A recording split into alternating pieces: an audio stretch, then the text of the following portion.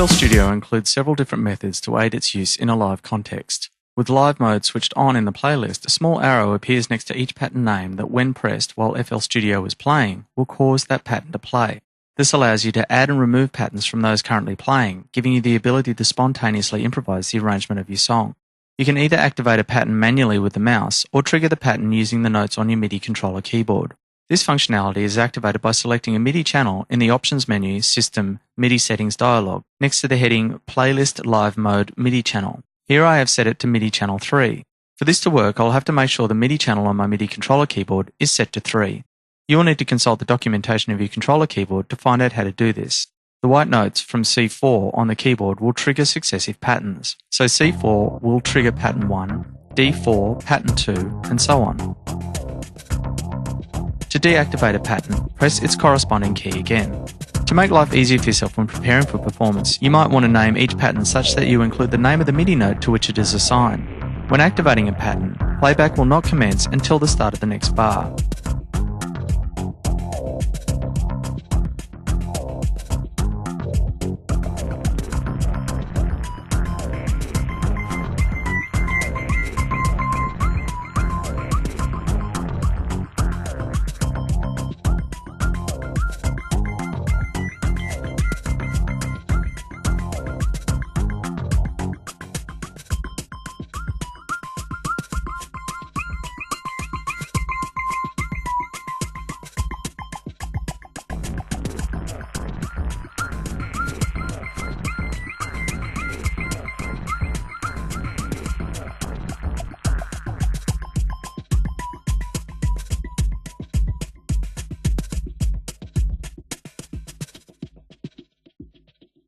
Something that you might find useful to aid your live performance is to color code patterns that belong to a particular section of the arrangement.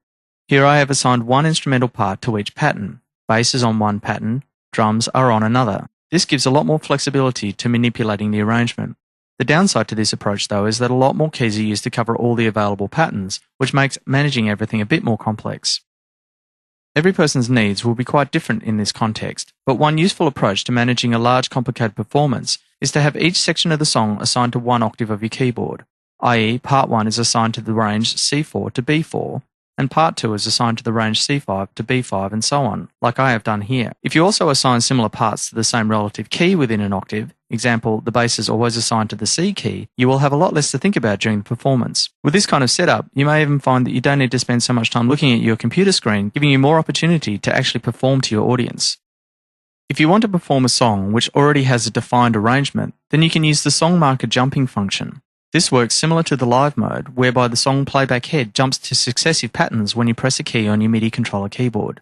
You'll need to set the MIDI channel for this to a different number in the MIDI settings dialog. Here I have set it to 2. Once again, your MIDI controller will need to have its output channel set to the same number as to what is set in the MIDI settings.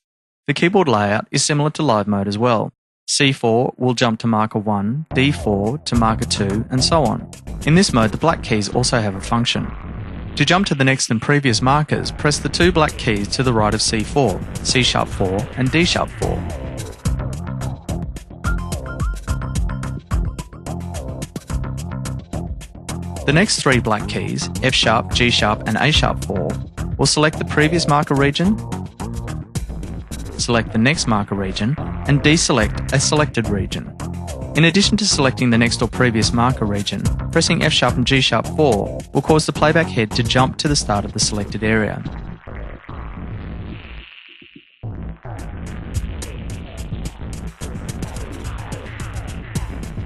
In the next octave up, the 2 black keys, C#5 and D#5, will jump to the next and previous bar, similar to rewinding or fast-forwarding the playhead.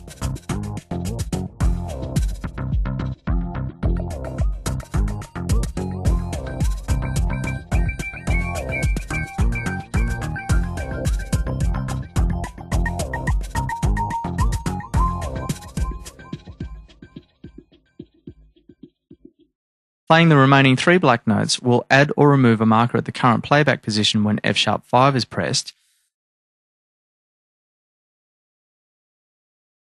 and then holding down G#5 and clicking somewhere on the timeline will select the region between the current playback position and wherever you click. This is similar to holding down the N key on your computer keyboard and clicking in the timeline. For the most part though, you'll probably find that simply holding down the control key and clicking and dragging in the timeline will be the fastest and most accurate way to select timeline regions. The final black key, A#5, has the same function as A#4, which deselects the currently selected region. The marker jumping functionality isn't just useful for live performance. If you have a MIDI controller that allows you to assign MIDI notes to its buttons, then you can set up external transport control for fast forward, rewind, etc. All of these functions are available as key commands as well. See the advanced tutorial on workflow for more on these. You will probably notice in the MIDI settings dialog there is an additional MIDI channel routing that relates to muting generated channels. Once again, this works in the same way, using MIDI notes to control the muting and unmuting of each generator channel. Here I have set the generator muting MIDI channel to 4. Underneath this setting is the toggle on release button. This causes a channel to play back only while its particular key is held down. This is really useful for fast muting and unmuting of channels. The channel muting function can be a lot of fun, particularly for mixing and cutting up beats on the fly. Here I have 4 of the drum loops that come with FL Studio loaded up into individual Fruity Slicer channels.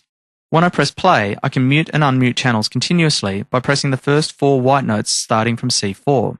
C4 will mute and unmute channel 1, D4 will mute and unmute channel 2, and so on. Each time a channel is muted, a MIDI note off message is sent to that channel. This is why I loaded the loops in a Fruity Slicer, because then I can start and stop playback within the length of the loop. This doesn't work if you have pre-rendered your loops and then loaded them into normal sampler channels. For added fun, I have linked the pitch knob on each slicer channel settings dialog to a knob on my MIDI keyboard, so the one knob will alter the pitch of all 4 loops at the same time. Other things that you might get into to add variety to your performance is to play around with the piano roll presets in each slicer channel, particularly the random and reverse presets.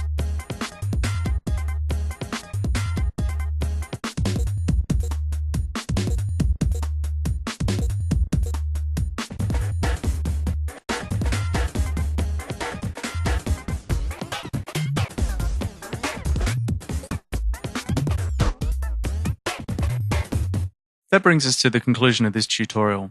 With practice, you'll find the 3 different modes of triggering individual patterns, jumping to song markers, and muting and unmuting generator channels will considerably add to the live possibilities existing in FL Studio.